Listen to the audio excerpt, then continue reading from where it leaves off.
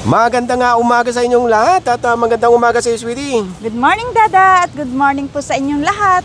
Ngayon po ay June 19, 2025 at sa oras po na 9:30 a.m. Nandito tayo ngayon sa part ng Quiapo. At alam nyo naman ang Quiapo ay merong 16 barangay. Andito tayo ngayon sa isang part ng Quiapo. Dito nga sa may San Sebastian Church. Ayan. First time natin makapasok dito. At malamang kayo din, kaya ipapasyal namin kayo doon sa loob. Itong San Sebastian Church ay natapos i-construct ito noong 1891. Oh, matandang simbahan na pala to. So, ilang taon na? Mahina ka dyan. Huwag mo akong biglain. So, 1891 minus 2025. So, may kitisandaan. Wow. 134 years na itong simbahan na ito. At take note nag-iisang simbahan lang ito sa Pilipinas na yari sa mga bakal. Napansin ko nga. At kaya kung nakikita nyo niya sa video na may mga kalawang na, dahil nga yari sa bakal. Kanina ko pa nga siyang tinitingnan At hindi lang yan, sweetie. Baka ngayon mo lang din makikita. Abay, syempre naman. At ngayon ko lang din nakita na mayroon tayong pupuntahan doon na isang kalsada na hindi lang gawa sa bricks, kundi gawa sa tiles. Pwede pala yun? Ay, kaya nga first time natin makakita ng ganun Alam mo tayo sa bahay lang. So ngayon, papasok muna tayo sa simbahan na ipapakita ko sa inyo yung loob.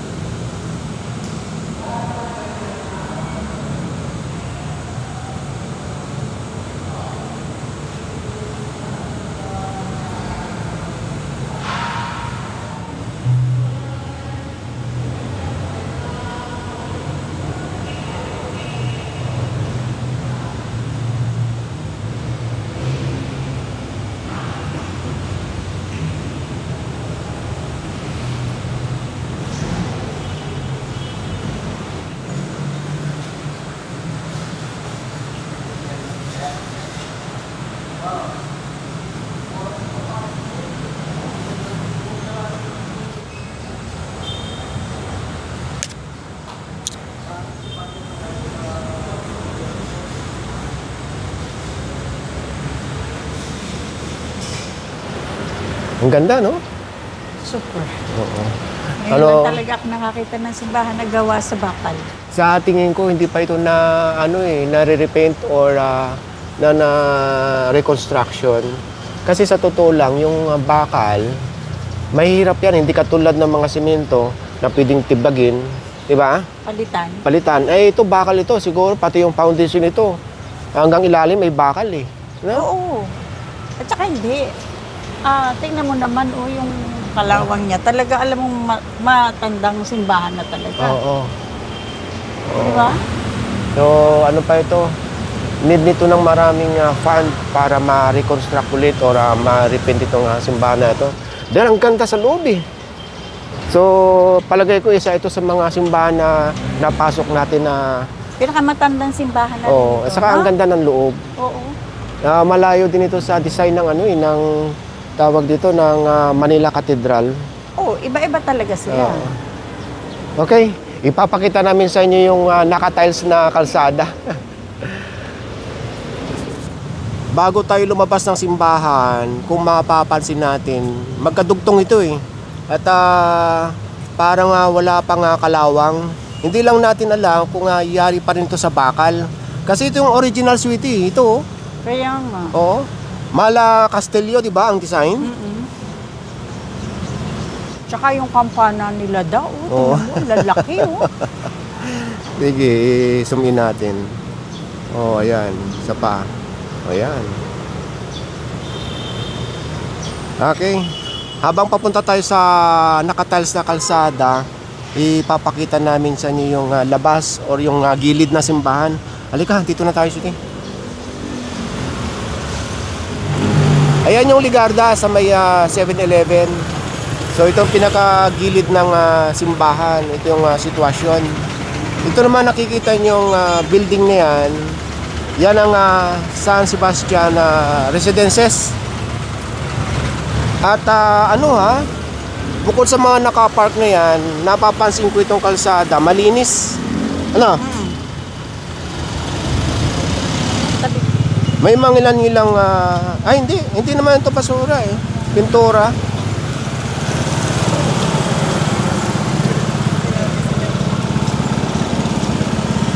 Yun nga lang, may mga nakapark na sasakyan sa gilid at dito na rin nag-aantay yung mga nag-aantay ng pasahero itong mga jeep kanan at kaliwa. Ito nga natututukan ng camera. Ayan ang barangay eh. Ang ganda eh, tingnan mo, sweetie. Ang ganda, no? Oo. Parang bahay. Oh. Hindi nga, di ba ganda nga? Iba naman ang kapitan dyan, ang nakakasakop nitong lugar na ito. Tapos dito naman, iba naman ang nakakasakop na barangay. Boundary. Boundary yung kalsadang pupuntahan natin. Ayan, may dalang payong yung ali, ready. Kasi nga, magmula doon sa may San Sebastian Church at hanggang dito, ito yung sinasabi namin sa inyo, hindi natin masigurado kung tiles nga ba ito o bricks. Comment na lang po kayo pero mukhang matibay. So magmula dito, lalakad tayo hanggang doon sa may simbahan. Siguro nasa ito, mga nasa 150 meters. Putol na dito eh. Ang lugar na kalsada na i-picture natin, itong kahabaan ng Hidalgo.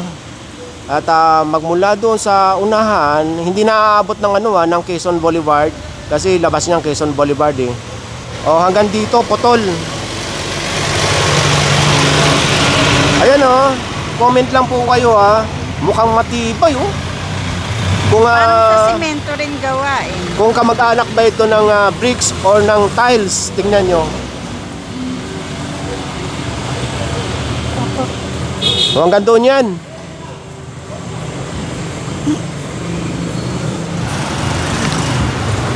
Yun nga lang, napapansin natin dito, ginawa ng parkingan itong kalsada. Ayan Sa bagay, dito sa right side, wala. Doon na sa kaliwa. Pero nakalagay no parking both side. Ayun sa kabila. Ang gandang gawin itong tourist spot. Tama ka. Ayun na rin sa napagkalaman ko. Sandali lang, sweetie gagawin niya itong tourist spot. Ibig sabihin, pagka gagawin, marami pang idadagdag dito.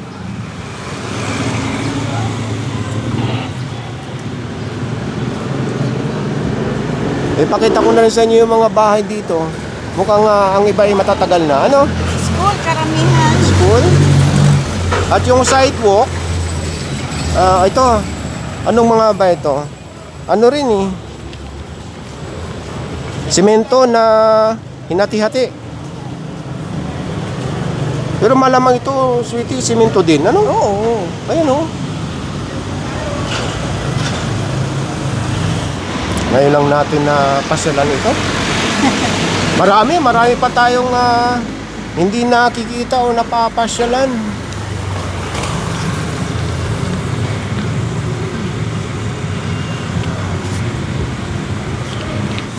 Sa Intramuros, ganito na rin ang ilang kalsada eh. Oo, Yun nga. bricks yun talaga. Yun talaga ang alam kong kulay ng bricks.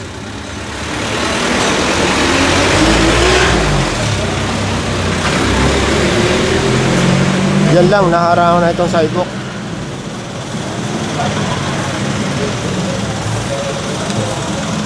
Dapat ano na ito eh, hanggang simbahan na gawin ganito, di ba? Yung paligid. Total eh, nadadaanan naman at napaparkingan, di ba? Oo. Maganda. Maganda, ang ganito, no?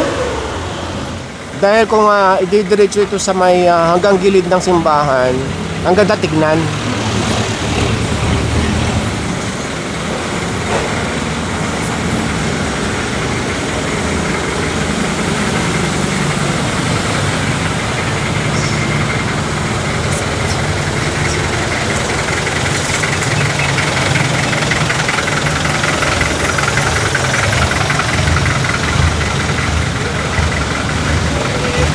Sana panatilihing malinis.